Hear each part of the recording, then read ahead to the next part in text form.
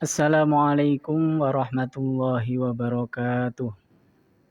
Anak-anak sekalian, kita akan membahas tentang Al-Quran dan hadis sebagai pedoman hidup.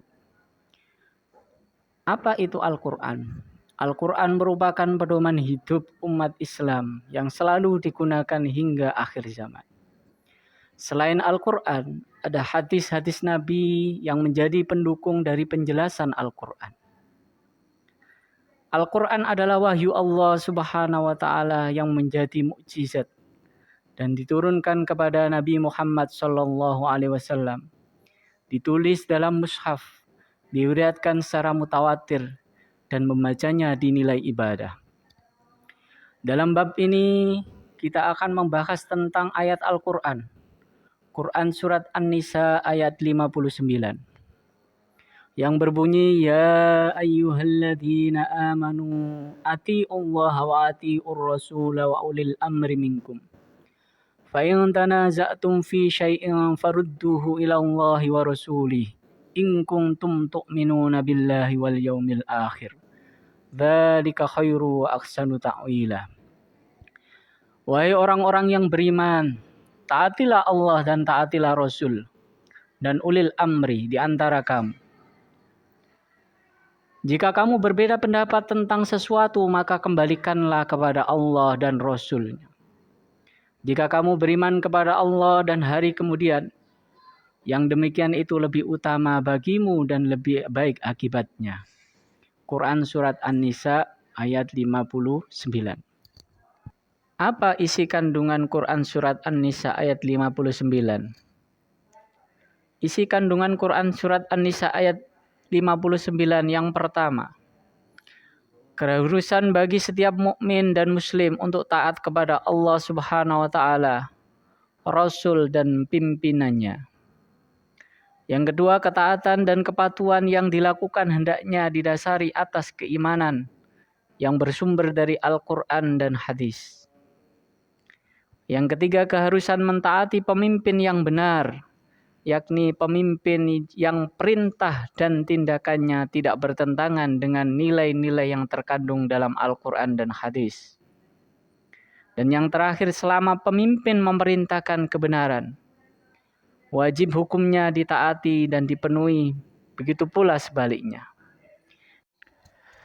Selain Quran surat An-Nisa ayat 59, di dalam bab 1 ini kita juga akan membahas tentang Quran surat An-Nahl ayat 64 yang berbunyi, wa ma anzalna 'alaikal kitaba illa litubayyana lahumul ladzi ikhtalafu fihi wa hudaw wa rahmatan liqaumin yu'minun.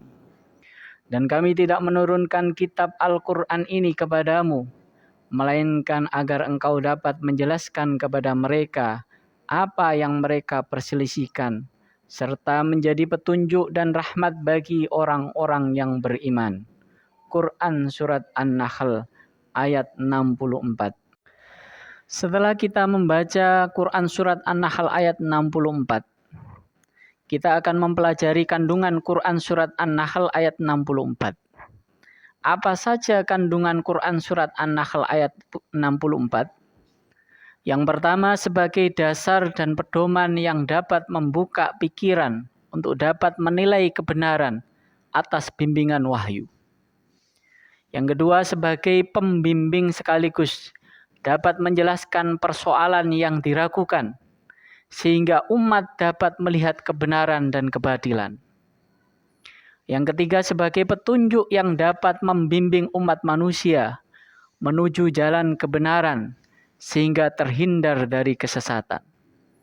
Dan yang terakhir, kandungan Quran surat An-Nahl ayat 64 adalah sebagai rahmat bagi orang yang beriman.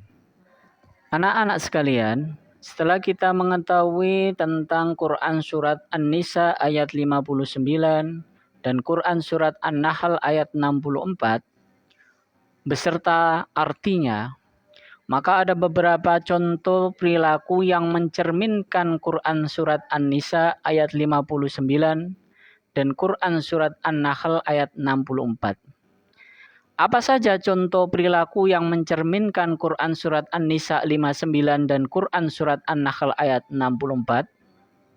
Di antaranya yang pertama, setiap umat Islam wajib patuh dan taat kepada Allah dan Rasul-Nya, serta pemimpin, selama perintahnya tidak bertentangan dengan syariat Islam. Yang kedua, selalu mengembalikan setiap permasalahan kepada Al-Quran dan hadis. Yang ketiga, meyakini bahwa Al-Quran dan hadis dapat dijadikan pedoman dalam kehidupan di dunia. Yang keempat, senantiasa memahami isi kandungan dari Al-Quran agar dapat membedakan suatu yang benar dan yang salah. Untuk materi hari ini cukup sampai di sini saja, dan kita akan bertemu dengan materi yang akan datang, yaitu Alif Lam Syamsiyah dan Alif Lam Qamariyah yang ada di dalam Quran Surat An-Nisa ayat 59 dan Quran Surat An-Nahl ayat 64. Untuk berikutnya kita akan bertemu kembali. Sekian dan terima kasih. Assalamualaikum warahmatullahi wabarakatuh.